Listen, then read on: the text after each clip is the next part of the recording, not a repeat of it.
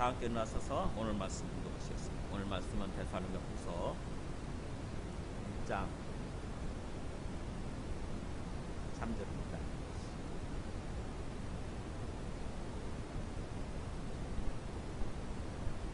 신약 페이지 334쪽 334쪽 3절부터 12절까지 저희는 한 절씩 읽어봤습니다. 형제들아, 우리가 너희를 위하여 항상 하나님께 감사할지니 이것이 당연함은 너희의 믿음이 더욱 자라고 너희가 다 각기 서로 사랑함이 풍성함이니, 그러므로 너희가 견디고 있는 모든 박해와 환난 중에서 너희 인내와 믿음으로 말미암아 하나님의 여러 교회에서 우리가 친히 자랑하노라. 이는 하나님의 공의로운 심판의 표요 너희로 하여금 하나님의 나라에 합당한 자로 여김을 받게 하려 함이니, 그 나라를 위하여 너희가 또한 고난을 받는다. 너희로 환난을 받게 하는 자들에게는 환난으로 갚으시고 환난을 받는 너희에게는 우리와 함께 안식으로 갚으시는 것이 하나님의 공의이시니, 주 예수께서 자기의 능력의 천사들과 함께 하늘로부터 불꽃 가운데에 나타나실 때에 하나님을 모르는 자들과 우리 주 예수의 복음에 복종하지 않는 자들에게 형벌을 내리시리니, 이런 자들은 주의 얼굴과 그의 힘의 영광을 떠나 영원한 멸망의 형벌을 받으리로다. 그날에 그가 강림하사 그의 성도들에게서 영광을 받으시고 모든 믿는 자들에게서 놀랍게 여김을 얻으시리니, 이는 우리의 증거가 너희에게 믿어졌습니다. 이러므로 우리도 항상 너희를 위하여 기도하니 우리 하나님이 너희를 그 부르심에 합당한 자로 여기시고 모든 선을 기뻐함과 믿음의 역사를 능력으로 이루게 하시고, 우리 하나님과 주 예수 그리스도의 은혜대로 우리 주 예수의 이름이 너희 가운데서 영광을 받으시고 너희도 그 안에서 영광을 받게 하려 함이라. 아멘.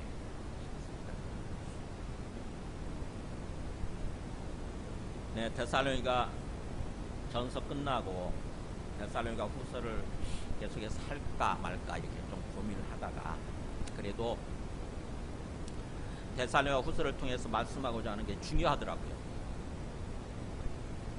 사도 바울도 그렇게 중요하게 여겨서 이 편지를 썼겠죠. 그죠? 데살로니가 후서의 주제는 뭐냐면 주님 다시 오시는 것입니다. 주님이 다시 온, 주님의 재림이죠.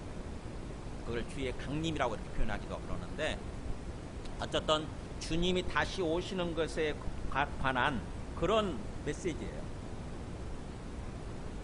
거기에 대해서 정확히 자세하게 알려주고 그때까지 우리가 어떤 삶을 살아야 되는지, 주님이 다시 오시게 되면은 무엇을 하시게 되는지 그것을 얘기해 주는 것입니다. 왜 그러냐면은 이 데살로니가 성도들이 3주밖에 복음을 듣지 않았음에도 불구하고 3주 동안에 걸쳐서 그걸 또 전했나 봐요. 사도 바울이 주님 다시 오신다. 근데 그것을 듣고 믿고 살아가는 사람들이, 이 데살로니가 성도들이 그것을 어떻게 보면 또 거짓 선지자들이, 항상 그때 당시는 거짓 선지자들이 있었잖아요. 순회 선지자들입니다. 순회하면서 돌아다니면서 거짓된 말씀을 전하는 거짓 선지자들이 있었어요. 거짓 교사, 거짓 선지자들이 있었습니다.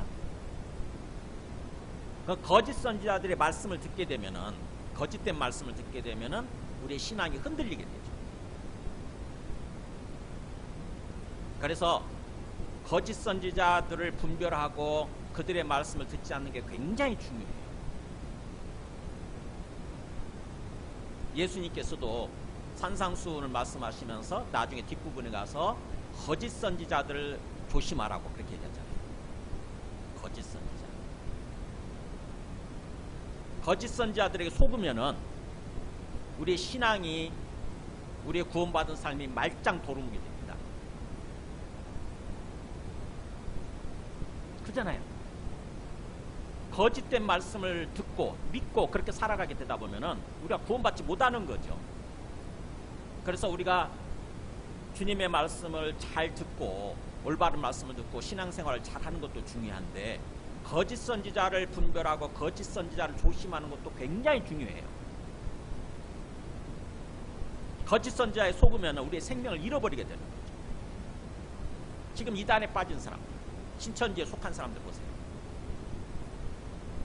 한 30만 명 된다고 그러는데 그 사람들 한 90%는요 우리 정통 교회를 다니고 있던 사람들이에요.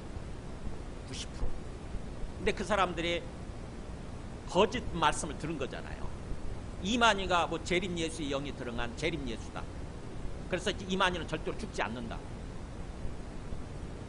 이만희가 있는 곳이 신천지다. 새하늘 새 땅이다. 그걸 들은 거예요. 그걸 믿는 거예요. 그래서 이만희를 재림 예수로 그렇게 믿으면서 구원자로 믿으면서 살지 않습니까? 근데 진짜 예수님 오시게 되면 그 사람들 인정해 주겠어요? 이만희 총회장을 재림 예수로 주님으로 믿고 사는 사람들인데 예수님께서 그걸 인정해 주십니다.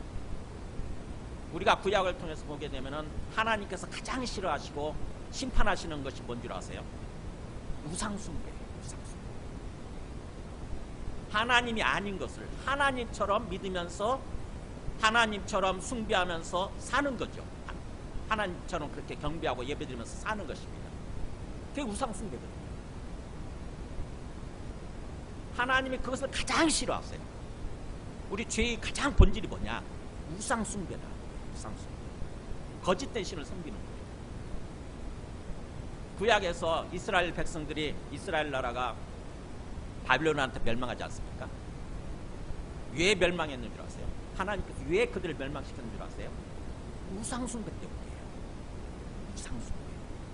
바알신을 섬기고 바알신의 마노라라고 하는 아세라신을 섬겼잖아요.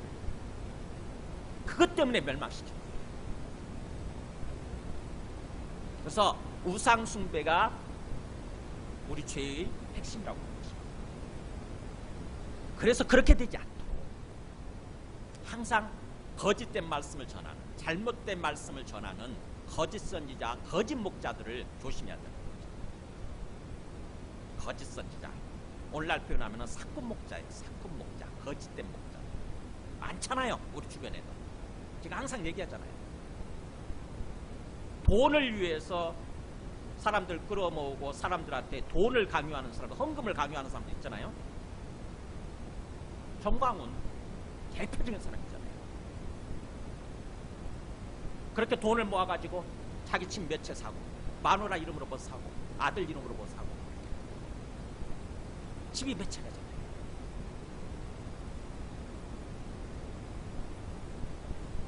그래서 그때 당시에도 이 데살로니가 교회 당시에도 그 2장 보세요. 우리가 읽지 않았지만 2장 2절에 보면은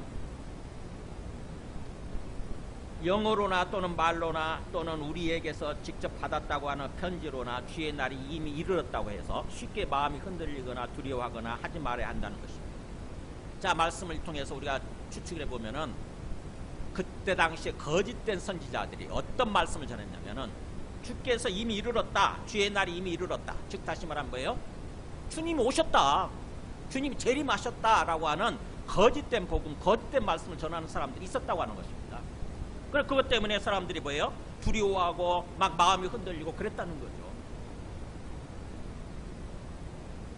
자칫하게 되면 이 사람들 생명을 잃어버리게 되는 거예요. 하나님 주신 생명을. 그래서 사도 바울이 이것을 심각하게 받아들여서 주님의 다시 오시는 것에 대해서 정확히 전해줘야 되겠다. 이 생각을 하고 편지를 쓴 것이 이 데살로니가 후서입니다. 그래서 데살로니가 후서의 주제는 주님의 다시 오시는 것, 주님이 다시 오시는 것, 주님의 재림, 주님의 재림에 관한 말씀이에요. 그러니까 우리가 예수님을 믿는다고 그럴 때 주님이 다시 오시는 것까지 믿어야 되잖아요. 주님이 다시 오셔서 이 세상이 끝나는 거죠. 주님이 다시 오시게 되면은 주님께서 심판하신다고 그러잖아요. 모든 사람을 심판하는 거죠. 모든 사람이 부활하게 됩니다. 예수님을 믿은 사람이든 안 믿었던 사람이든 다 부활해가지고 주님 앞에 서서, 주님이 재판장이신 거죠. 주님 앞에 서서, 왜 서요? 재판장에서 최종 선고할 때 다 서잖아요. 그죠? 그런 것처럼 주님 앞에 서서 다 선고를 받는 거예요. 심판을 받는 거예요. 너는 영원한 천국, 너는 영원한 지옥, 불못, 이렇게 심판을 받는 거죠. 그래서 그것까지 믿어야 돼요, 우리가. 근데 거짓된 말씀을 전하는 사람들의 말을 듣게 되면은 그걸 안 믿게 되는 거죠. 뭐 주님 다시 이미 오셨다, 주의 날이 이미 지나갔다는데. 그러니까 초대교회 당시에는요, 거짓된 선지자들이 꼭 있었어요. 부활에 대해서도 마찬가지죠. 주님이 오시게 되면 부활하게 되는데, 부활에 대해서도 안 믿는 사람들이 있었다고 얘기를 하잖아요. 고린도 전서 15장에 보면은 고린도 교회 사람들 중에 예수님을 믿는다 그러면서도 부활을 안 믿는 거예요. 어떻게 사람이 죽었으면, 한 번 죽었으면 끝나지, 부활이 어떻게 있을 수 있어, 그러면서 상식적으로 믿는 거죠. 상식적으로 예수님을 믿는 거예요. 부활이라고 하는 게 있을 수가 없어요. 그래서 부활에 대해서 자세하게 얘기를 하고 있는 게 고린도서 15장이에요. 또 그 부활에 대해서 이미 지나갔다, 부활이 있긴 있는데 부활이 이미 지나갔다고 하는 사람들이 또 있는 거죠. 어디 나오냐면 디모데후서에 나옵니다. 디모데후서 2장 18절에 보면은 진리에 관하여서는 그들이 그릇되었도다 그러면서 부활이 이미 지나갔다 하므로 어떤 사람들의 믿음을 무너뜨리냐, 이런 말이 나와요. 그 중에 특별히 사람 이름까지 걸먹이에요. 완전 그대로 못을 박아놓습니다. 후메네오, 빌레도 이런 사람들이 나오는데, 이 사람들은 사람들한테 뭐라고 그러냐면 부활 이미 지나갔다, 이렇게 얘기를 해버려요. 부활이 이미 끝났대. 그럼 나는 뭐야 지금? 나는 부활하지 못했는데? 나는 구원에서 제외된 거잖아요. 그러면 사람들이 얼마나 절망하고 좌절하겠어. 나는 부활하지 못했네. 나는 구원받지 못했네. 부활하지 못하면은 천국에 못 들어가고 천국에서 영원히 살지 못하는 거죠.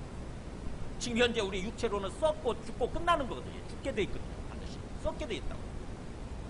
근데 썩는 몸으로 어떻게 영원히 삽니까?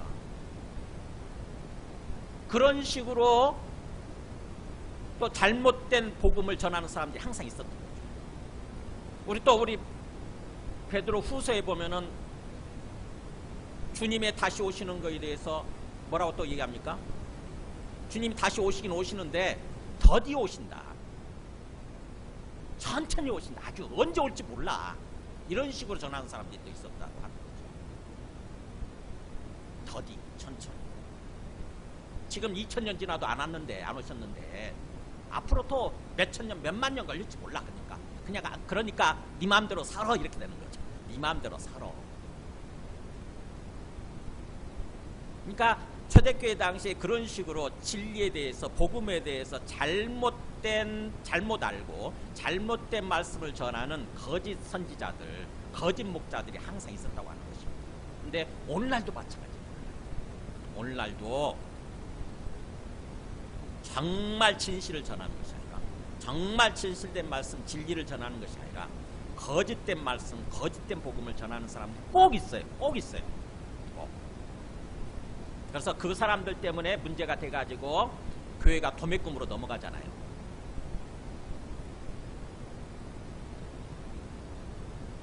우리가 말씀을 통해서 정확히 제대로 진리를 알아야 된다고 하는 것입니다. 그리고 그 진리에 맞춰서 주님이 다시 오시는 것이 사실이라고 한다면, 주님이 다시 오실 때까지 우리가 이 땅에서 어떤 삶을 살아야 되는지, 어떤 모습으로 신앙생활을 해야 되는지, 그것을 이렇게 알아야 된다고 하는 거죠. 그것이 오늘 말씀입니다. 오늘 말씀 보면은 먼저 구조가 3절에서 5절까지는요, 항상 그 이스라엘 사람들이 갖고 있는 독특한 구조 있죠. A, 그 다음에 X, A 다시 이런 식으로 가운데 중요한 것을 가운데 박아놓는 그거 있죠. 그런 식으로 또 정리가 됩니다. 그래서 앞에 3절에서 5절까지는 박해와 환난에 대해서 얘기를 하는 거예요. 박해와 환난에 대해서, 박해와 환난 가운데 어떤 삶을 살아야 되는지. 그리고 6절부터 10절까지가 핵심이죠.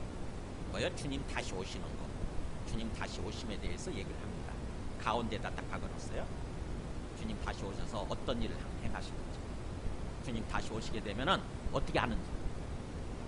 그리고 나서 11절에서 12절은 A 다시, 즉 다시 말하면 그렇기 때문에 우리가 어떤 삶을 살아야 되는지 그걸 놓고 사도 바울이 기도를 합니다. 너희들이 어떤 삶을 살기를 바란다. 어떤 신앙생활을 하기를 바란다. 기도하는 거예요. 그러니까 우리 신앙생활에 어떻게 보면은 어떤 목표라고 그럴까요? 우리 신앙생활의 목표 이거인 거죠. 이거에 대해서 얘기하는 것이 뒷부분입니다. 그런 식으로 전개가 됩니다. 먼저 3절에서 그 5절까지 박해와 환난에 대해서 얘기를 하는 거 보세요. 지금 데살로니가 교회도 박해와 환난이 닥치고 있었다고 하는 거죠. 근데 박해와 환난 가운데서도 이 사람들은 꿋꿋하게 서서 건강하게 신앙생활을 잘하고 있었어요. 그게 대해서 얘기를 합니다. 보세요.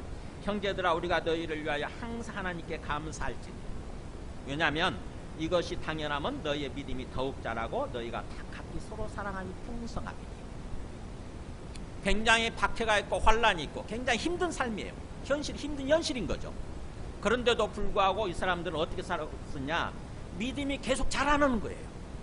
여기서 믿음이 더욱 자라고 이렇게 돼 있죠. 믿음이 훌쩍 자라고 이런 뜻이에요. 한 단어입니다. 더욱 자란다. 우리는 부사도 있고 이렇게 동사도 있지만 원래 한 단어로 있더라고. 훌쩍 자라는 거예요. 우선 식물이 어느 날 보면은 갑자기 훌쩍 자란 경우 있잖아요. 그죠? 한 달 뒤에 가보면은요, 그 식물이 내가 심어놓은 어떤 곡식에 확 자란 경우 있잖아요. 그럼 우리가 깜짝 놀라잖아요. 그러는 것처럼 이 데살로니가 성도들은 3주밖에 복음을 듣지 않았는데 사도 바울이 나중에 가서 보니까 확 자라 있는 거예요. 이 사람들 믿음이. 그 믿음이 그야말로 그냥 유지하는 정도가 아니고 믿음이 확 자라 있는 거예요. 그러니까는 그걸 보면서 하나님께 감사하는 거죠. 하나님 감사. 복음을 전하는 교사나 목회자 입장에서는요, 가장 기쁠 때가 뭐냐면은 나의 성도들이, 나의 영적 자녀들이 믿음이 자랄 때예요. 믿음이 성장하고 성숙해질 때예요. 지금 사도 바울은 그런 거죠. 그리고 또 뿐만 아니라 너희가 다 각기 서로 사랑함이 풍성하다. 한 사람 한 사람이, 한 사람만 그런 게 아니고 한 사람 한 사람이 서로를 향해서 사랑하는데 그 사랑함이 풍성한 거예요. 그러니까는 뭐예요? 진짜 제대로 믿고 있는 거죠. 제대로 믿는다고 한다면은 무엇보다도 우리 사랑이 자라야 됩니다. 사랑이 깊어지고 사랑이 자꾸 뭔가 풍성해지는 거예요. 사랑하는 삶이. 그게 진짜 제대로 믿는 거예요. 예수님 믿는다고 그러면서도 나밖에 모르는 지극히 개인주의적이고 지극히 이기적인 모습으로 신앙생활을 한다? 잘못된 신앙생활이에요. 하나님이 우리의 영적 부모가 되신다고 한다면 우리 모두는 하나님의 자녀들이잖아요. 그러면은 부모가 자녀들을 바라볼 때 뭘 바라시겠어요? 자녀들끼리 서로 우애하고 사랑하는 거예요.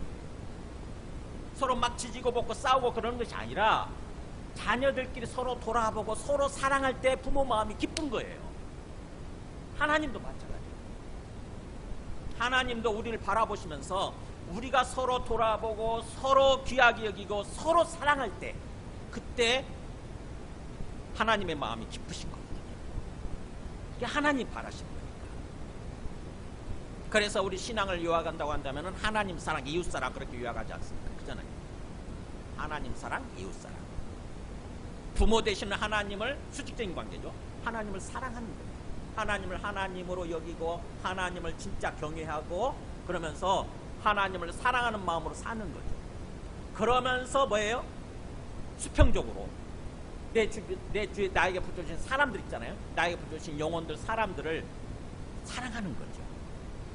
우리 십계명을 그렇게 요약하지 않습니까? 십계명 4계명까지가 하나님 사랑이고 5계명부터 10계명까지가 이웃 사랑이고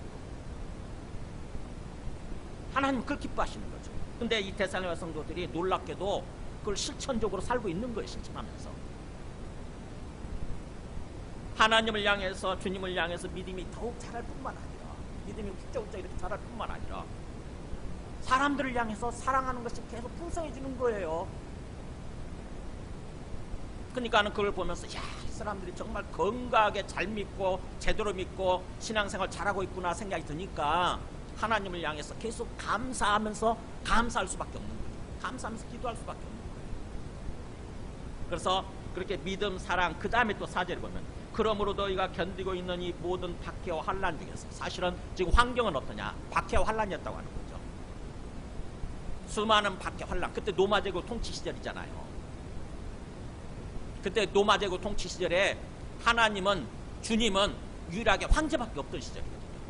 황제만이 하나님이고 황제만이 주님이에요.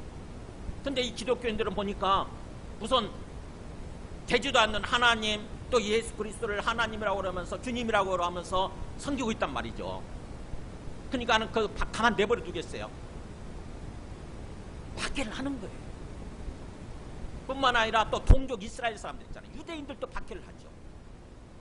자기들은 예수님을 절대로 구원자라고 메시아로 안 믿으니까 예수 믿는다고 하는 이 기독교인들이 싫어요. 그래서 유대인들이 같은 동족임에도 불구하고 또 유대인들이 박해를 하는 거죠.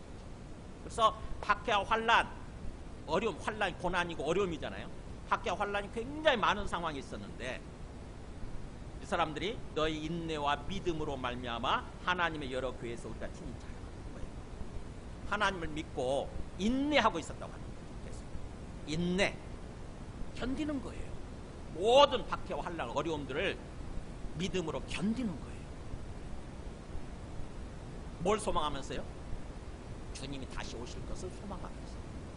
지금 주님이 다시 오시면 이 모든 박해와 환난이 다 끝난다고 하는 거죠. 모든 이 힘겨운 삶이 다 끝나고 우리가 영원한 안식, 영원한 천국에 평안에 들어가게 되니까 그것을 소망하면서 인내하는 거예요. 그래서 데살로니가 성도들의 신앙생활을 한마디로 요약을 하면은 믿음, 소망, 사랑이에요. 믿음, 소망, 사랑. 믿음, 소망, 사랑. 하나님을 믿고 또 주님 다시 오실 것을 소망하고 그러면서 사랑하는 삶을 사는 거죠.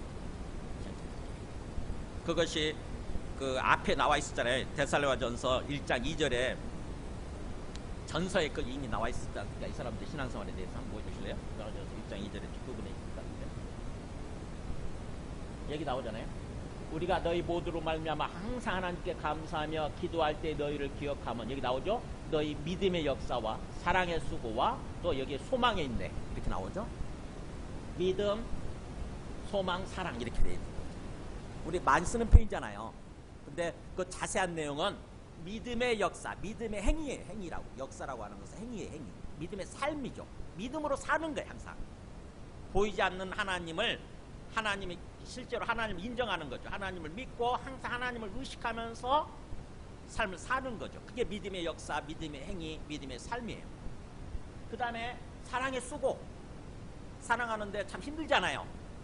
내 시간을 들여야 되고 내 돈을 들여야 되고 이런 거니까. 사랑의 수고, 고생한다는 뜻이죠. 수고, 사랑의 수고. 그 다음에 소망의 인내. 주님이 다시 오신다라고 하는, 그걸 소망하는 거죠. 주님이 다시 오시게 되면 이 힘겨운 삶이 다 끝나고 우리는 영원한 평안, 영원한 천국, 영원한 안식에 들어간다. 그걸 소망하면서 인내하는 거죠. 그래서 소망이 있다고 한다면은 인내하는 거예요. 데살로니가 성도들은요 그런 식으로 신앙생활을 하고 있었다고 하는 거죠. 박해와 환난 가운데서. 그래서 우리가 어떻게 보면 예수님 믿으면은 박해와 환난이 없어지고 그냥 좀 쉽게 살 수 있었으면 좋겠잖아요. 근데 예수님 제대로 믿을수록 또 말세가 다가올수록 박해와 환난은 많아진다고 하는 것입니다. 힘들어요. 신앙생활이 힘들어집니다. 성경에 나오죠. 마태복음 24장 보면은 예수님이 자기 오실 때를 얘기하시면서 오실 때가 되면 마지막, 그냥 말세지말이라고 그러죠. 마지막 때의 마지막, 말세지말. 마지막 때가 되면 이렇게 이런 현상이 일어날 거라고 얘기해요. 그날 24장 10절 보세요. 앞에 24장 10절. 내 앞에 있는 거 보세요. 그때 많은 사람이 실족하게 되어 그러잖아요.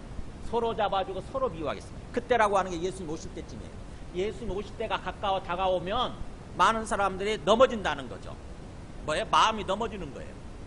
환경과 상황 때문에 어떤 거짓된 사람들의 말을 듣고 넘어지는 거예요. 그래서 서로 잡아주고 서로 미워할 거라고 그러잖아요. 오직 자기 중심적으로 사는 거예요. 그래서 내가 살기 위해서 뭐예요? 다른 사람들은 그게 형제고 내가 사랑하는 형제고 예수 믿는 어떤 형제인데도 불구하고 뭐예요? 그냥 잡아주고 또 그 사람 미워하고 이런다는 거예요. 그럼 우리 마음이 얼마나 힘들겠어요.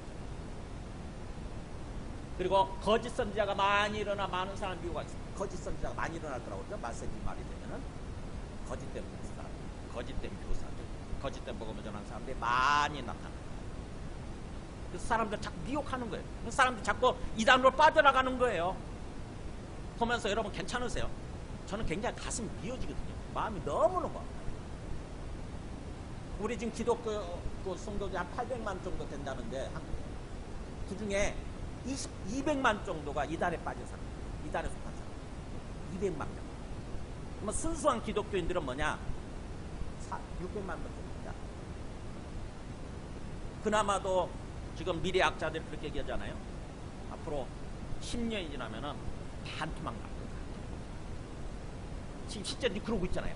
지금 현재 10대, 20대, 30대 보세요. 얼마나 많은 사람들이 안 믿잖아요. 4%밖에 안 돼요. 그 사람들. 10대, 20대, 30대 보면은요, 안 믿어요.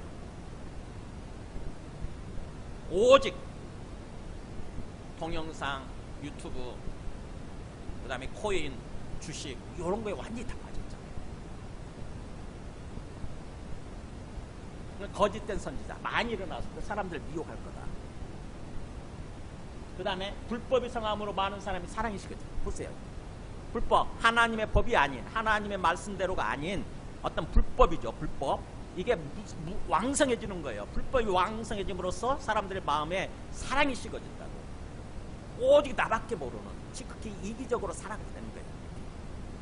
저는 보면서 참 깜짝깜짝 놀래요. 요즘 20대 보면은 정말 깜짝깜짝 놀래요. 왜 그렇게 다른 사람에 대한 배려가 없지, 예의가 없지, 이런 생각을 해요. 그제구나. 이 계단, 엘리베이터 타고 올라오는데 20대 젊은 친구예요, 남자. 전화를 막 큰 소리를 계속 받는 거야, 계속.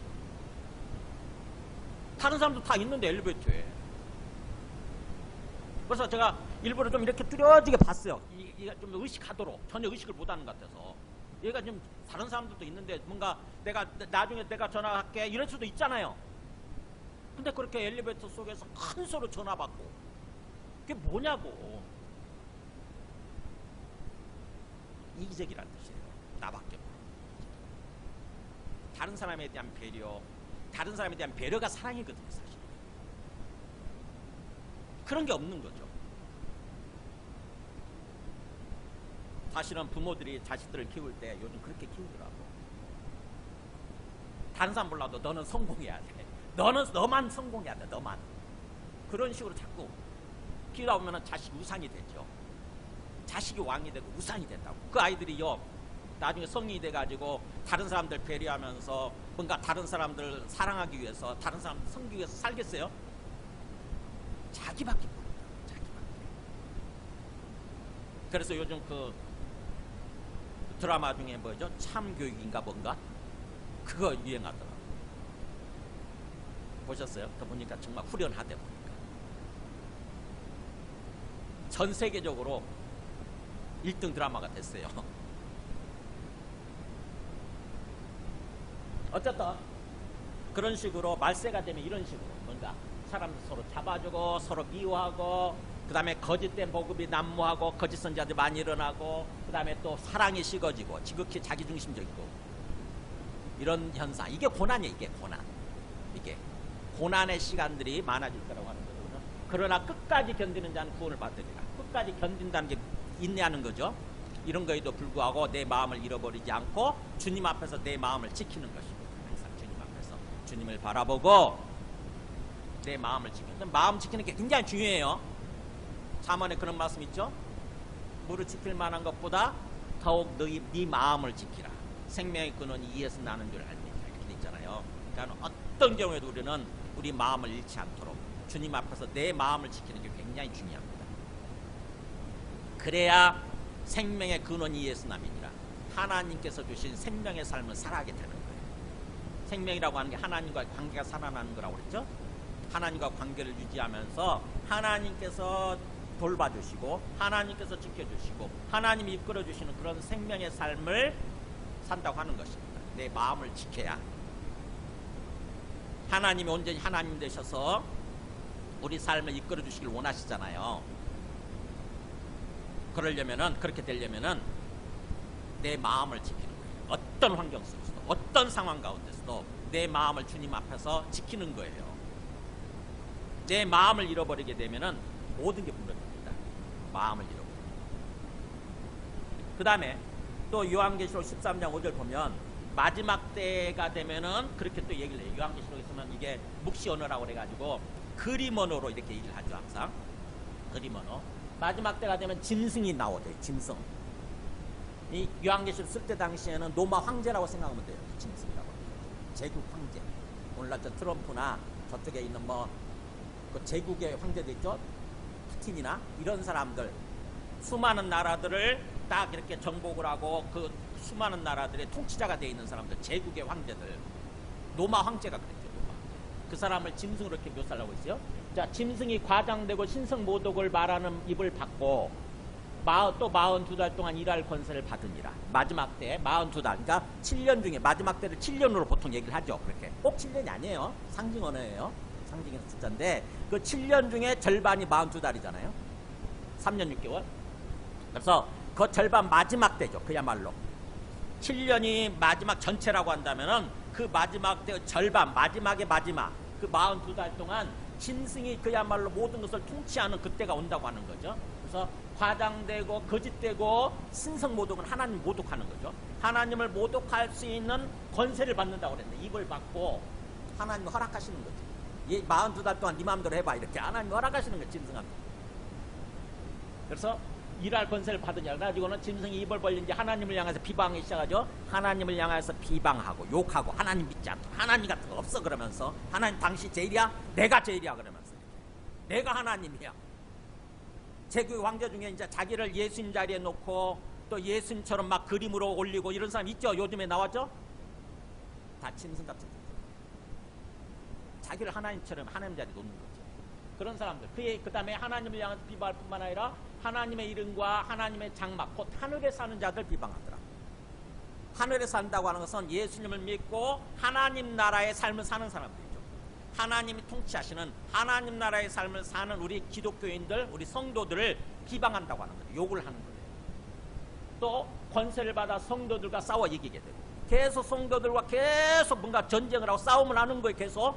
그러면서 우리가 이겼으면 좋겠는데 짐승의 세력이 마귀 세력이 마귀 짐승이라고 하면서 마귀를 대변하는 존재니까 마귀 세력이 이겨요. 마지막 때가 되면은요 우리 기독교인들이 패배합니다.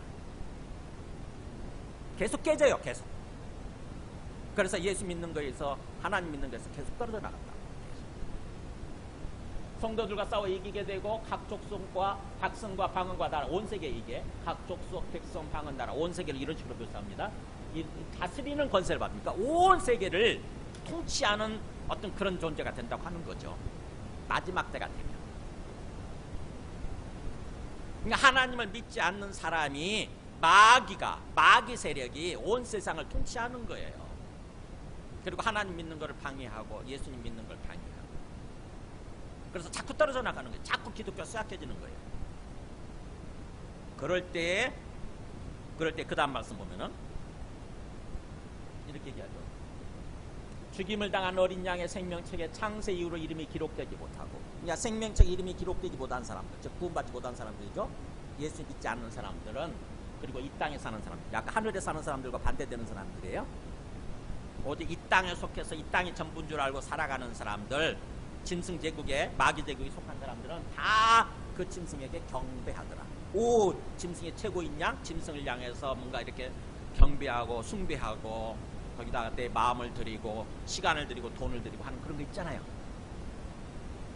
그런 시간이 온다고 하는 거예요. 그렇기 때문에 이렇게 얘기해요. 누구든지 귀가 있거든 들을지어다 그러면서 사로잡힐 자는 사로잡혀가게 될 것이고 칼에 죽을 자는 마땅히 칼에 죽어야 하니, 이렇게 마땅히 칼에 죽을 것이니, 그때 우리한테 필요한 것은 성도들의 인내와 믿음이 여기 있느니라.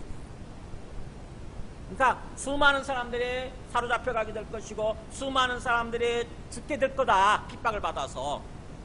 그때 우리한테 필요한 건 뭐냐? 성도들한테 필요한 것은 인내, 그 다음에 믿음이라고. 마지막 때 진짜 필요한 게 믿음과 인내예요. 진짜 믿음. 그러면서 그 믿음 때문에 기다리는 거, 인내하는 거, 버텨내는 거, 이게 필요하다. 그래서 마지막 때가 되면은 지금 어떻게 보면은 이 사람들이 이렇게 박해와 환난을 받고 있다고 그랬는데 우리도 마찬가지예요. 우리가 예상을 하고 각오를 해야 돼요. 박해와 환난, 고난의 시간은 더욱더 심해질 거다.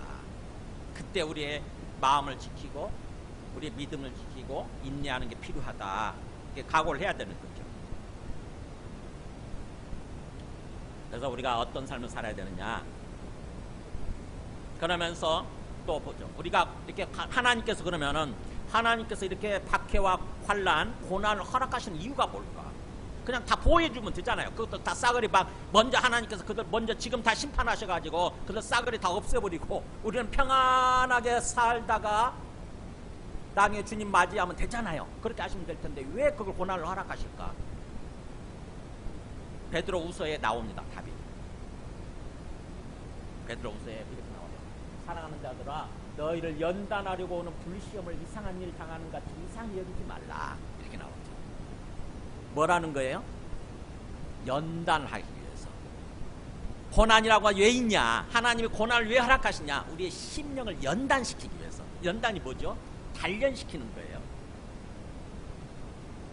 뭐하고 똑같냐면은 우리 포항제철에 가면은 여러 가지 막 철광석들, 원석을 다 넣고 몇 천도로 끓이잖아요. 몇 천도로 끓이게 되면 나중에 어떻게 나오죠? 순철이 나오잖아요. 마지막에. 그걸 재련한다고 그러죠. 재련소, 재련하는. 그게 연단이에요. 그러니까 주님께서 우리한테 불시험, 이 불이라고 표현하냐, 특별히. 이 불의 시험, 불의 고난을 왜 허락하시냐? 우리 심령을 연단시키기 위해서. 우리 심령을 정말 순도 100%에 가까운, 순도 99.9999%에 가까운 어떤 순금으로 만들기 위해서. 욥기에서는 정금이라고 그랬죠. 정금. 욥이 고난을 받으면서 그렇게 얘기하잖아요. 욥기 23장 10절이니까 나오죠.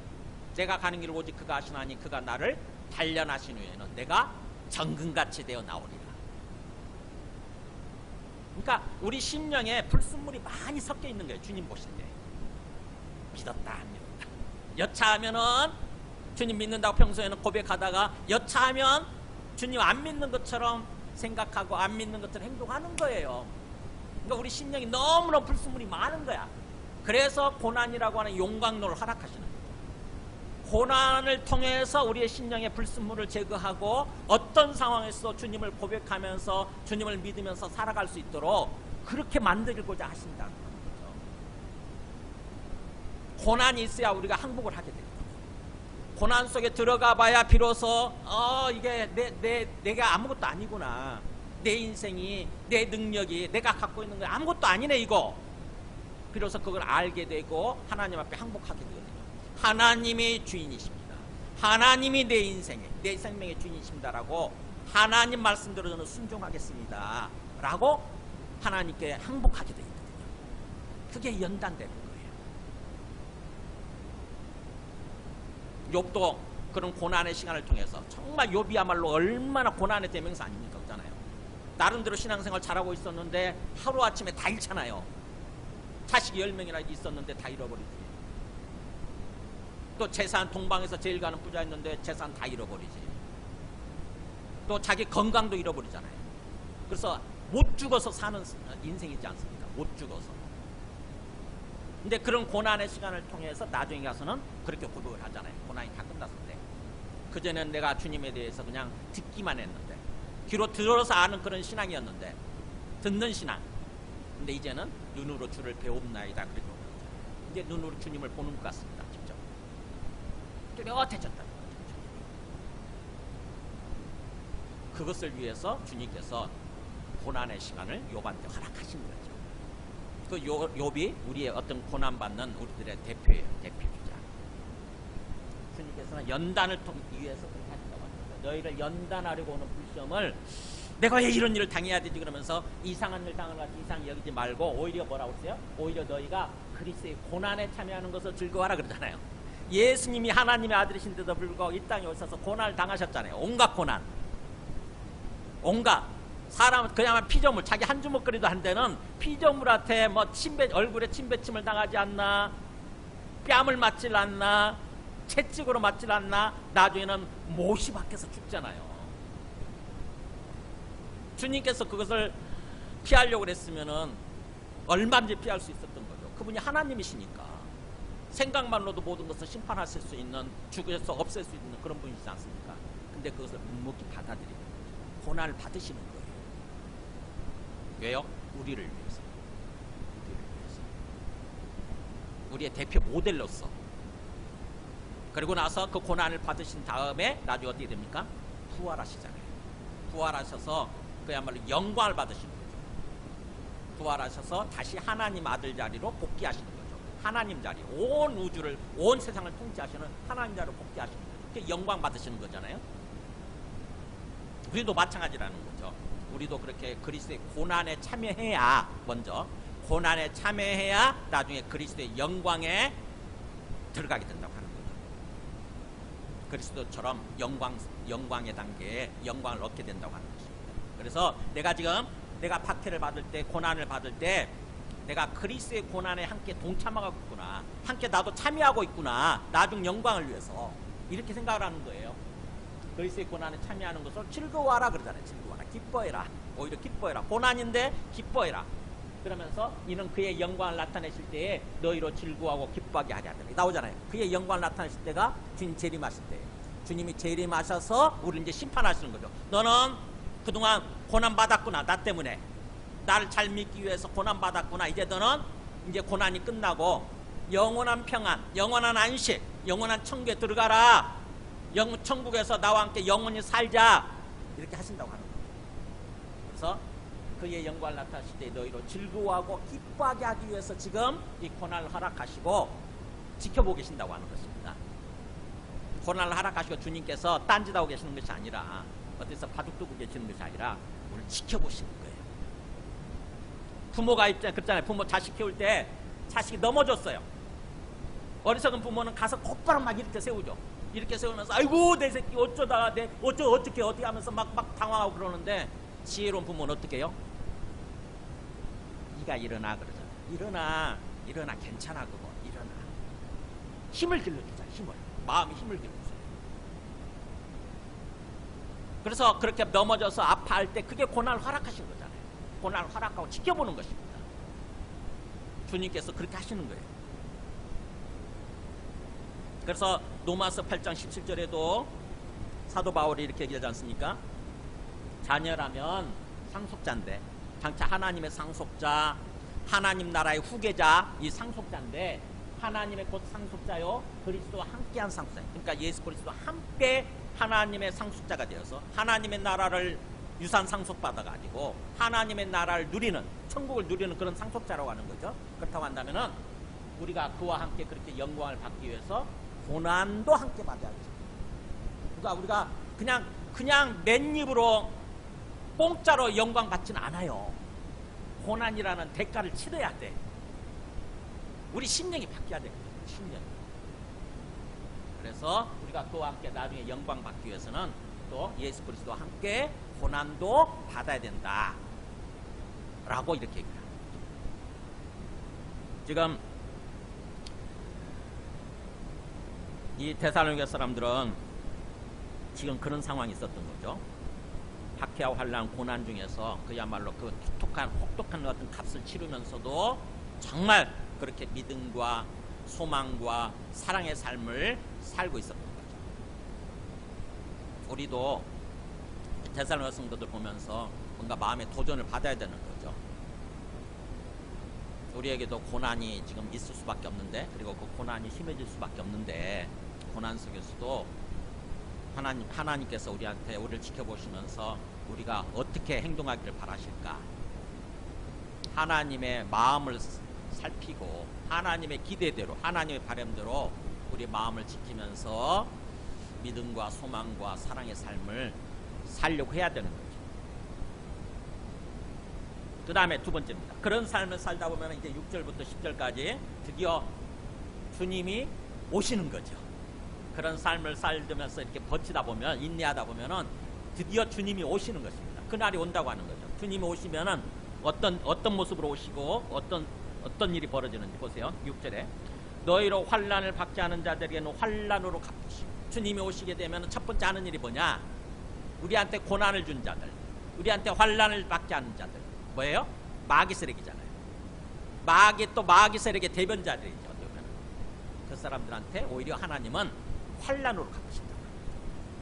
네가 다른 사람한테 고난을 줬느냐? 이제 네가 고난 받아라. 어떤 환난이냐? 불못의 환난이에요. 불못 속에 들어가게 되지 않습니까? 요한계시록을 보면은 계속 끓고 있는 불의 연못이에요. 불의 연못. 우리 용암이 끓고 있는 것처럼 그 속에 들어가게 되는 거죠. 죽을래도 죽지 못해요. 그래서 너희들한테 그렇게 환난을 받게 하는 자는 들에게는 환난으로 갚으시고, 그 다음에 환난을 받았던 환난을 받는 너희에게는 우리와 함께 안식이죠. 안식, 쉼이에요. 쉼. 그게 구원이죠. 우리 영혼의 안식. 안식으로 갚으시는 것이 바로 하나님의 공이라고 하는 거죠. 그게 하나님의 공정한 판단이라는 거죠. 하나님은 항상 공의로 세상을 이끌어 가시잖아요. 하나님께는 정의가 있고 공의가 있습니다. 하나님께서 그렇게 정의롭게 공의롭게 심판하신다는 거예요. 그러면서 뒷부분을 주님 다 오시는 모습을 얘기합니다. 주 예수께서 자기의 능력의 천사들과 함께 하늘로부터 불꽃 가운데서 나타나신다고 하는 거죠. 딱 때가 되면은, 하나님 정하신 정확한 때가 되면 예수님께서 누구와 함께 나타나냐? 수많은 능력 있는 천사들, 천군 천사들이죠. 수많은 천군 천사들과 함께, 그 다음에 또 하늘로부터 불꽃 가운데서. 이 불꽃이 뭘까? 엄청난 빛 가운데서 그럴 것 같아요. 엄청난 빛이 찬란하게 비치는 그런 모습 가운데서 이 어둠의 세상 속으로 들어오시는 거예요. 그러면서 하나님을 모르는 자들, 우리 주 예수의 복음에 복종하지 않는 자들에게 형벌을 내리시리니 이런 자들은 주의 얼굴과 그의 힘의 영광을 떠나 영원한 멸망의 형벌을 받으리로다. 자, 예수님이 다시 오셔서 하는 일이 뭐예요? 영원한 심판이에요. 영원한 심판. 누구한테 영원한 심판을 하느냐? 일단은 우리 모두한테 심판을 하죠. 우리 모두 예수 믿은 사람들도 예수 믿지 않는 사람들도 기본적으로 다 부활해요. 부활해서 다 심판장 앞에 서게 됩니다. 그게 요한복음에 나오죠. 요한복음 5장 29절에 보면은 이렇게 나오잖아요. 선한 일을 행한 자는 생명의 부활로, 악한 일을 행한 자는 심판의 부활로 나옵니다. 주님이 오시게 되면은요, 다 부활해요. 예수 믿는 사람도 부활하고 예수 믿지 않는 사람도 부활하고. 근데 선한 일을 행한 자는 뭐예요? 이게 예수님을 믿고 선한 삶을 산 거죠. 예수님 뜻대로, 하나님 뜻대로 선한 삶을 산 사람들. 뭐 착한 일을 했다 그런 뜻이 아니에요. 하나님 뜻에 맞는 삶, 하나님을 경배하면서 이웃을 사랑하면서 그렇게 삶을 산 사람들이에요. 그 사람들한테는 생명의 부활이에요. 영생의 부활, 영원한 천국으로 들어가는 부활, 그게 입구에 들 거고, 반대로 악한 일을 행한 자, 즉 다시 말해 악한 삶을 산 사람, 아무리 복음을 들려줘도 예수를 믿지 않고 자기가 주인 되어서 세상을 주인 삼고 살아간 사람들, 마귀를 숭배하면서 살았던 사람들은, 그 사람들은 심판의 부활로 나옵니다. 영원한 심판이죠. 너는 불못행이야. 불못으로 들어가야 돼. 이렇게. 두 번째 사망이 이루어집니다. 두 번째 사망이 주어집니다. 둘째 사망. 그러니까 죽을래야 죽지 못하는 거예요. 이게 그냥 고통받으면서, 계속 고통받으면서 영원히 살아있는 거예요. 생각만 해도 끔찍하죠. 근데 그 얘기를 하는 겁니다. 보세요. 하나님을 모르는 자들, 그러니까 하나님을 부인하는 자들이죠. 그래서 우리 주 예수의 복음에 복종하지 않는 자들, 복음대로 복종하지 않는, 복음에 복종하는 거면 예수님을 믿는 거잖아요. 예수님을 주님으로 믿고 그 말씀대로 사는 사람들 아닙니까? 그렇지 않은 사람들에게 형벌을 내리실 텐데, 그 형벌은 뭐예요? 영원한 멸망의 형벌이라고 되지 않습니까? 9절에 영원한 멸망의 형벌이에요. 조금 형벌하고 이제 됐어라고 말하는 것이 아니라 영원한 형벌. 그러면서 영원한 멸망의 형벌. 멸망이라고 하는 게 없어지는 게 아니에요. 완전히 소멸되고 사라지는 게 아니라, 나오잖아요. 주의 얼굴과 그의 힘의 영광을 떠나는 명벌이에요. 그러니까 주님의 얼굴을 더 이상 못 보는 거죠. 우리의 생명의 주인이신 하나님을 더 이상 보지 못하고, 그 다음에 그의 힘의 영광, 하나님께서 갖고 계신 영광스러운 능력이죠. 이게 파워, 하나님의 능력으로 살게 되면 우리가 뭔가 기쁘고 평안하고 행복한 삶을 살 수 있잖아요. 근데 거기로부터 죄가 되는 거예요. 거기로부터 떠나는. 그래서 어떻게 보면 하나님이 안 계시는 어떤 불못 속에서 사는 거죠. 불못 속에 영원히 사는, 계속 고통을 받으면서 살아가는 그런 영원한 멸망의 형벌을 받게 될 거라고 합니다. 그야말로 가만 찬찬히 곰곰이 생각해 보면 엄청난 일이에요. 이게 우리는 천국에서 영원히 행복하게, 영원히 건강하고 영원히 아름다운 모습으로, 그런 모습으로 영원히 살게 되는데, 반대로 반대되는 사람들은 계속 펄펄 끓고 있는 용왕과 같은 그런 불못 속에서 영원히 고통받으면서 산다고 생각해 보세요. 그 일이 일어날 거라고 하는 거죠. 언제요? 주님 재림하시면. 주님 재림하시면 그런 일이 일어나는 거예요. 그야말로 이대로 살다가 끝나는 게 우리의 인생이 아니라는 거죠.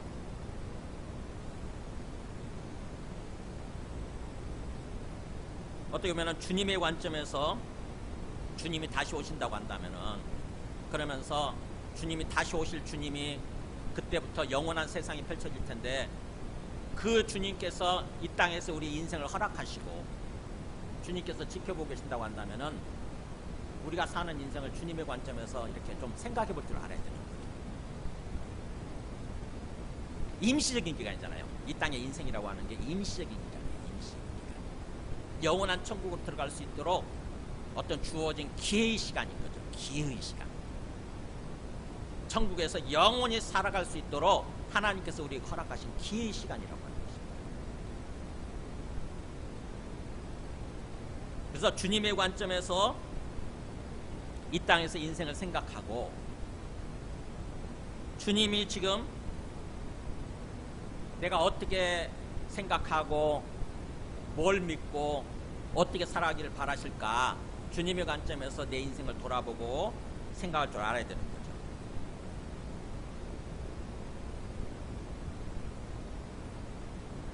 로마서 2장 6절에 보면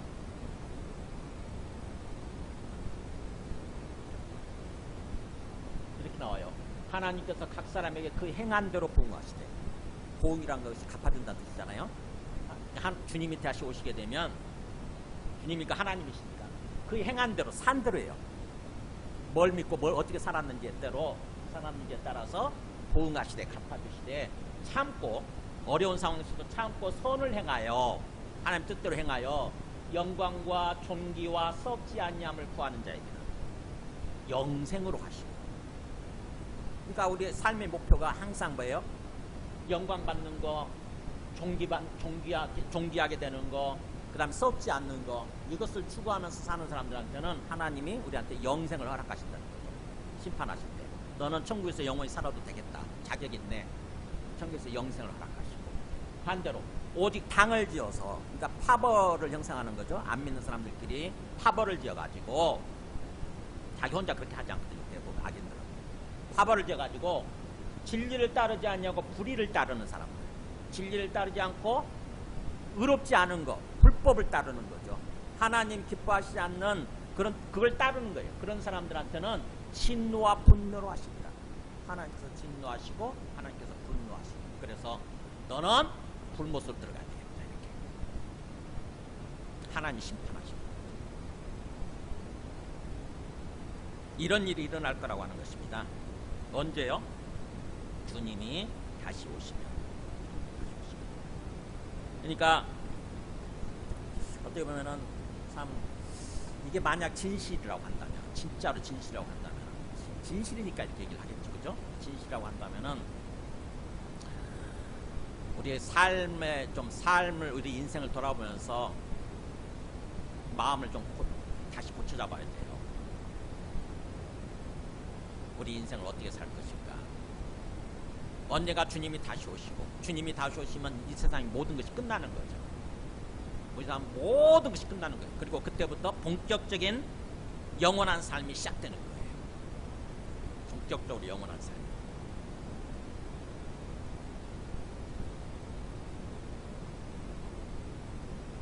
그렇다고 한다면은 이 땅에서 삶을 사는 동안에 어떤 삶을 살아야 되느냐. 보세요. 거기 10절에 보면은 그날에 그가 강림하사 그의 성도들에게 영광을 받으시고, 그러니까 주님이 강림하셔가지고 주님이 재림하셔가지고 성도들에게 영광 받는다는 게 뭐예요? 성도들부터 찬양받고 높임받는다는 뜻이잖아요.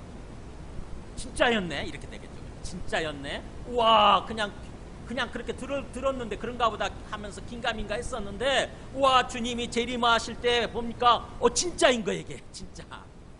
그래서 우리는 주님을 높이게 되겠죠. 주님을 주님으로, 하나님으로 우리의 구원자로 높이고 찬양하게 되겠죠. 그게 주께서 영광 받으시는 거예요. 성도들한테 영광을 받으시고, 그 다음에 모든 믿는 자들에게서 놀랍게 여김을 얻으시리니. 놀라운 거예요. 우리가 믿으면서도 한편으로 긴가민가 하잖아요. 그죠? 근데 진짜 할 때, 딱 진짜로 밝혀질 때 우리의 눈이 그냥 커지면서 놀랍게 여기는 거예요. 와, 진짜였구나 이게. 이는 우리의 증거가 너희에게 믿어졌습니다. 우리가 증거한 대로, 우리가 증언한 대로, 우리가 전한 대로 너희가 믿었기 때문에, 너희들한테 마음에 믿어졌기 때문에 그게 사실로 밝혀지면서 놀랍게 여기게 될 거라고 하는 거죠. 그래서 주님 재림하실 때 일어날 일들을 그야말로 이렇게 잘 사실적으로 잘 이렇게 묘사를 하는 거예요.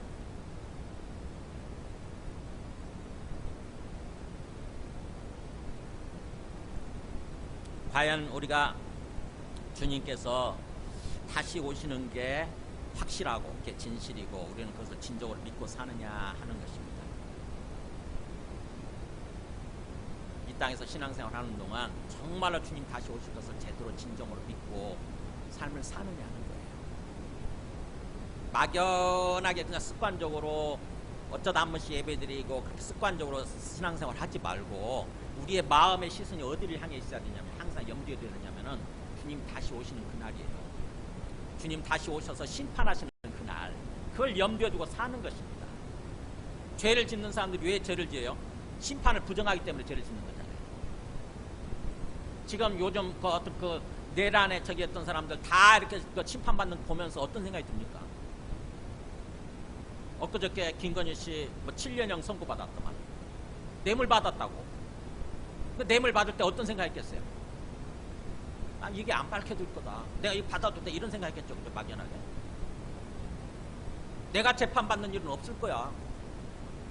근데 어떻게 됩니까? 결국에는 다 밝혀지고 재판 받잖아요. 그래서 7년은 받았어요. 그걸 미리 예상했다고 한다면 그렇게 죄를 지었겠어요? 우리가 항상 마음속에 염두해야 되는 게, 언젠가는 우리가 주님 앞에 서게 된다. 재판장에 심판장에 주님 앞에 서서 심판을 받게 된다. 그때는 모든 것이 다 드러나게 돼 있다는 거죠. 성경에서 그렇게 얘기하잖아요. 모든 것이 다 드러나게 돼 있다. 우리가 아무리 꼭꼭 숨겨도, 아무리 저 지하 밑바닥에서 뭔가를 했어도, 죄를 지었어도 다 드러나게 돼 있다는 거죠. 요즘 범죄자들이 범죄를 하고 다 잡히잖아요. 우리나라에 그야말로 CCTV가 여기저기 설치돼 있어가지고 웬만하면 다 잡힙니다. 근데 하나님 입장에서 그거 모르시겠어요. 우리가 숨긴다고 그래서. 온 세상을 감찰하시는 7개의 눈이라고 그러잖아요. 성령이 7개의 눈이라고 그렇게 묘사하고 있는데, 온 세상에 하나님의 영이 파송돼 있어가지고, 성령이 파송돼 있어가지고 성령을 통해서 모든 것을 다 살피고 아시는 거죠. 그래서 재판장 앞에 서게 되면은 우리 삶의 모든 것들이 다 기록되어 있는 그 책이 우리 앞에 놓여져 있잖아요. 우리의 전기, 다른 하나님의 천사들에 의해서 쓰여진 그 전기가 우리의 어떤 뭔가 일생일대의 기록이 다 밝혀지는 거예요. 거기에 따라서 심판을 받는 거죠. 그래서 우리가 그것을 항상 의식하고 항상 주님을 의식하면서 사는 것입니다. 언젠가는 내가 주님 앞에, 주님의 재판정 앞에, 심판대 앞에 서게 되겠다. 그것을 의식하고면은 조금이라도 죄를 덜 짓게 되죠. 조금이라도 죄를 덜 짓게 되고, 또 죄를 지었을 때도 곧바로 회개하게 되고, 아이고 주님 죄송합니다. 제가 연약해서 또 순간적으로 제가 죄를 지었네, 주님 죄송해요, 용서해 주세요, 이러는 거죠. 그러면 이동 용서해 주시는 거죠. 기록했다가 지워지는 거예요. 이렇게 우리의 기록이 지워지는 거예요. 천사 하나님께서 지워주시는 거예요. 그래서 그에 따라 심판을 받지 않는 거죠. 그런 삶을 사는 거죠. 그런 삶을 계속해서.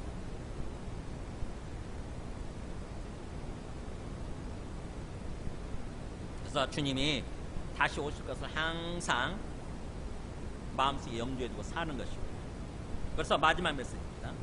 그것을 위해서 사도 바울이 이렇게 또 기도를 하죠. 이러므로 사실이 이렇기 때문에 그렇잖아요. 사실이 이렇기 때문에 우리도 항상 너희를 위하여 기도한다 이러잖아요. 우리가 항상 너희를 위해서 기도한다. 뭘 놓고 기도하는가 보세요. 기도 내용이 4가지가 나옵니다. 첫째, 우리 하나님이 너희를 그 부르심에 합당한 자로 여기시기를. 첫 번째가 그거예요.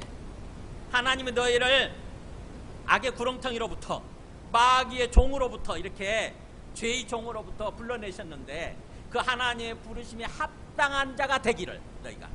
그래서 하나님이 너희를 보시면서 너는 나의 부름에 합당한 자야 라고 하나님께서 인정해 주시는 그런 자가 되기를 기도한다는 거죠. 그래서 우리의 삶의 목표는 뭐예요? 하나님의 부르심에 합당한 자가 되는 거. 우리의 삶 자체가, 우리의 존재 자체가 하나님의 부르심에 합당한 자가 되는 거예요. 에베소서에서 사도 바울도 그러잖아요. 그 부르심에 합당한 대로 행하라, 그렇게 얘기했어요. 부르심에 합당하게 행하라. 합당하게 행하라. 그래서 부르심에 합당한 자가 되는. 그 다음에 두 번째입니다. 모든 선을 기뻐함과 믿음의 역사를 능력으로 이루게 하시는. 말이 어렵네. 뭐예요? 모든 선을 기뻐한다고 하는 것은 하나님이 기뻐하시는 그 삶이 선이지 않습니까? 하나님이 기뻐하시는 그 삶을 사는 게 기쁨으로 사는 거예요. 우리가 막 그 선을 기뻐하면서 선을 행하는 것입니다. 그러니까 마지못해서 선한 삶을 사는 것이 아니라 마음에서 우러나와서 막 기뻐서 신앙생활을 하고 기뻐서 선한 삶을 사는 거예요. 그러면서 또 믿음의 역사는, 믿음의 역사라고 하는 게 행위예요. 행위. 믿음의 행위. 그러니까 믿음에 따른 삶이죠. 믿음에 따른 삶, 믿음의 행위를 해야 되는데, 그러니까 믿음의 지식으로 끝나면 안 되죠. 항상 삶으로 이어져야 되는 거예요. 머리로 아는 지식으로 끝나면 그 믿음이 무슨 의미가 있습니까? 그잖아요. 하나님은 우리 삶을 바꾸기 위해서, 우리 삶을 정상적인 삶으로, 건강하고 행복한 삶으로 바꾸기 위해서 예수 그리스도를 보내주시고 예수를 믿게 하시는 건데, 우리가 예수님을 믿는다 그러면서도 삶으로 이어지지 못하고 계속 지식으로 끝난다 그러면 그 믿음은 헛된 거예요. 잘못된 거예요. 그래서 야고보 사도가 그렇게 얘기했잖아요. 행위가 없는 믿음은 죽은 거다. 살아있는 믿음이 아니라 죽은 믿음, 쓰잘데기 없는 믿음이잖아. 삶으로 이어져야 돼요. 행위로 이어져야 돼요. 실제로 우리 믿음이 살아있다고 한다면 그 믿음은 하나님을 항상 의식하고 사는 거니까, 항상 주님을 의식하고 주님과 대화하면서 사는 거니까, 그게 그런 믿음이 있다고 한다면 당연히 변하잖아요. 우리 생각이 변하게 돼 있고 우리의 삶의 습관들이 변하게 돼 있고 점점 의로운 삶으로, 의로운 존재로 바뀌게 돼 있어요. 점점. 하루아침에 바뀌진 않지만 점점 변하게 돼 있다. 그 믿음의 행위를 뭐예요? 능력으로는 하나님의 능력으로 하게 돼요. 하나님의 능력에 의해서. 그러니까 어떻게 보면 우리 힘만으로 되는 게 아니에요. 이게 하나님께서 은혜 베풀어 주셔서, 하나님께서 성령을 통해서 우리 마음속에 막 은혜를 주시는 거예요. 막 이상하게 그대로 살고 싶은, 말씀대로 살고 싶은 생각이 들면서 또 말씀대로 살 수 있는 힘이 생기는 거예요. 내 마음속에 신나서 하는 거예요. 신나서. 그래서 진짜로 예수님을 제대로 믿는 거는 신명난 삶입니다. 기쁜 삶이에요. 막 기쁨이 넘치는 삶이에요. 마지못해서 억지로 막 우거지상하고 억지로 걸어가는 것이 아니라 하나님과 함께하는 거고, 하나님이 은혜 주셔서 하나님의 은혜 가운데서 이끌어 가시는 삶이니까 그거를 그렇게 되기를 기도한다고 합니다. 두 번째 기도. 그 다음에 세 번째 기도. 그러면서 우리는 그걸 생략해버렸지만 그렇게 해서 이렇게 말이 원래 들어가줘야 돼. 그렇게 해서 우리 하나님과 주 예수 그리스도의 은혜대로 우리 주 예수 이름이 너희 가운데서 영광을 받으시게 됩니다. 세 번째 기도는 우리 주 예수의 이름이 영광 받으시는 거예요. 이 모든 것을 통해서 진짜로 예수님이 주님이시고 그리스도이시구나. 우리를 구원하시려고 구원하기 위해서 이 땅에 오신 하나님의 아들 하나님이시고 우리의 구원자이시구나라고 인정을 하고 주님을 찬양하고 주님을 높이는 것, 그게 주님께서 영광 받으십니다. 그렇게 됩니다. 그 다음에 마지막 네 번째 기도는 너희도 그 안에서 영광을 받게 하리라. 우리도 영광 받게 됩니다. 우리도 그렇게 하나님의 형상을 회복하고 예수 그리스도를 닮은 모습으로 변화되는 거예요. 우리의 속사람이, 우리의 심령, 우리의 인격이 바뀌는 것입니다. 예수님을 닮은 모습으로, 예수님을 닮은 모습으로 그대로 바뀌는 거예요. 그게 영광 받으시고 영광 받는 거예요. 우리가 그러니까 영화된다고 그러죠. 로마서 8장 29절에 보면 그렇게 나오죠. 우리를 향한 하나님의 계획, 목표가 나오잖아요. 하나님의 미리 아신 자들을 또한 그 아들의 형상을 본받게 하여 미리 정하셔서 그러지 않습니까? 그 아들, 하나님의 아들의 형상을 본받도록 하기 위해서 하나님이 미리 계획을 세우셨다는 거예요. 미리 정하셨다는 거예요. 그러니까 하나님의, 우리를 향한 하나님 목표는 뭐냐? 어떻게 보면 인간들을 향한 목표지. 예수님의 모습이 되는 거예요. 예수님을 닮은 모습이 되는 거예요. 외모를 말하는 게 아니에요. 우리의 속사람, 우리의 인격. 하나님과의 관계에 있어서 예수님의 모습이 되는 것입니다. 정말 하나님을 제대로 알고 항상 하나님을 경배하고 살고, 그러면서 하나님의 그 사랑의 성품대로 우리가 사랑하는 존재로 바뀌는 거예요. 이기적인 존재가 아니라 사랑하는 존재로 바뀌는 거예요. 그게 그 아들의 형상을 본받는 거예요.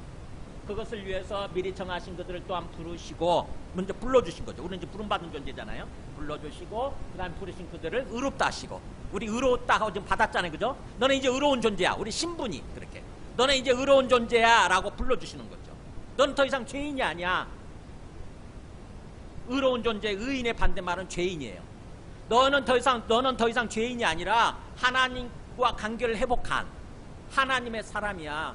의인이야 라고 불러주신 거죠. 그렇게 의인이라고 부르시고 의롭다 하시고, 그 다음에 의롭다 하신 그들 또한 영화롭게 하셨느니라. 이건 미래에 일어날 일이에요. 영화롭게 되는 것은 예수님의 모습으로 바뀌는 건데, 영화롭게 되는 것은 이 미래에 일어날 일인데, 여기서 뭐예요? 과거 시제처럼 선포를 해버리죠. 이건 선포예요. 확정적으로 얘기를 하신 것입니다. 너는 영화롭게 됐어. 이렇게, 그렇게 될 거야. 확실하게 될 거야 라고. 그러니까 어떻게 보면은 환경과 상황에 따라서 우리가 막 그렇게 어떤 제외되는 것이 아니라, 확실하게 예수님을 믿는다고 한다면은 우리는 확실하게 영화롭게 될 거라고 하는 것을 선포해 주시는 거죠. 그렇게 말씀해 주시는 거죠. 그래서 우리를 향한 주님의 목표는 그겁니다. 우리가 영광 받는 거, 우리가 영화롭게 되는 거. 하나님을 쏙 빼닮은 모습으로, 정말 하나님과 같은 모습, 거룩하고 사랑에 충만한 모습으로, 그런 존재로 바뀌는 거예요. 궁극적인 목표예요. 지금 그것을 놓고 지금 사도 바울이 그걸 알기 때문에 기도하는 거죠. 너희들이 정말 이렇게 됐으면 좋겠다라고 하나님 앞에서 계속 기도할 때마다 이 네 가지 항목을 놓고 계속 기도를 하는 거죠. 저도 마찬가지예요. 저도 여러분을 놓고 기도할 때마다 이렇게 되기를 기도하는 거죠. 우리도 마찬가지예요. 우리 한 사람 한 사람도 우리 신앙생활 하면서 목표를 항상 여기다 두는 것입니다. 이걸 항상 염두에 두고 신앙생활 하는 거예요. 막연하게 그냥 하는 게 아니에요. 막연하게 공부하는 사람들은 성적이 안 오르잖아요. 그죠? 목표가 분명히 있어야 되지. 내가 이번에 60점 맞았는데 내가 다음번 시험 때는 70점 맞을 거야. 반드시 10점 올릴 거야 라고 목표를 두고 하면은 더 열심히 공부하게 되고 분명히 올라가잖아요. 그러는 것처럼 우리가 신앙생활 할 때도 항상 목표가 있어야 됩니다. 내가 지금 현재 이런 상태인데 궁극적으로 하나님이 내한테 이런 목표를 두고 나를 이끌고 계신다고 한다면은 나도 그렇게 되기 위해서 진짜 예수님을 진정으로 제대로 믿고 항상 예수님 앞에서 삶을 사는 거죠. 어떤 환경, 어떤 상황에도 불구하고. 말씀을 정리하겠습니다. 주님께서 다시 오시는 것이 이게 사실이고 확실하다고 한다면은 우리는 그것을 믿고 항상 그것을 염두에 두고 이 땅에서 신앙생활을 해야 된다고 하는 것입니다. 주님이 다시 오시는 것이 여러분 어떻게 보면 어떠세요? 좀 이렇게 진실, 사실일 것 같으세요? 대답을 큰일 났네 이거. 저는 여러분의 대답은 안 하시지만 다 그렇게 사실로 믿으실 거라고 생각을 합니다. 얘 믿으면 이걸 믿지 않으면 안 돼요. 우리가 뭔가 마음속에 순간순간 의심이 들 수도 있지만 그러나 말씀을 통해서 얼마나 이걸 반복하고 강조합니까? 그래서 이거를 믿고 만약 믿어지지 않는다고 한다면 주님께 기도하세요. 주님 이게 진짜 사실로 한다면 안 믿으면 안 믿고 살면 나만 손해니까 그잖아요. 나만 손해는 거죠. 그래서 그렇게 되지 않도록 주님 이게 믿어질 수 있도록 은혜를 베풀어 주세요.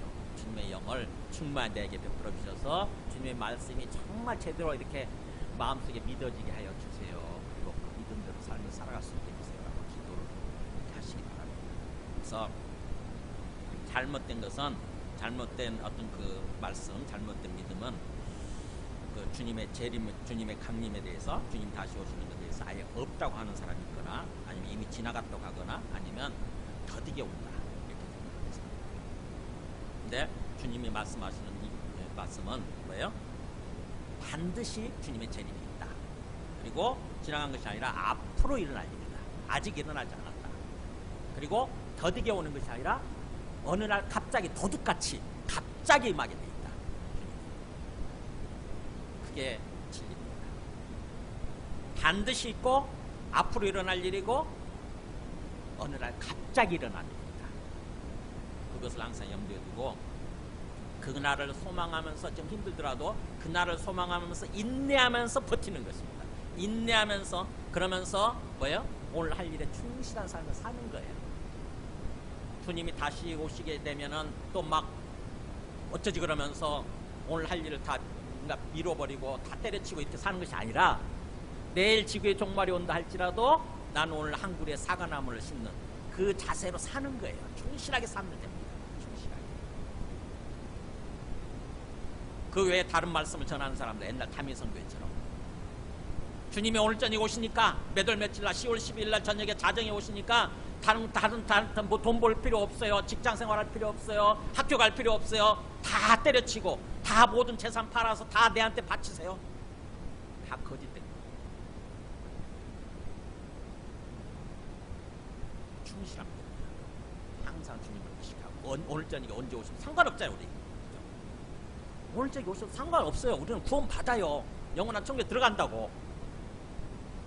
그것을 믿고 오늘 할 일, 오늘 내가 해야 될 일에 충실한 모습으로 삶을 살면 됩니다. 그것이 이 데살로니가서 메시지를 함께 찬송하고 기도하겠습니다.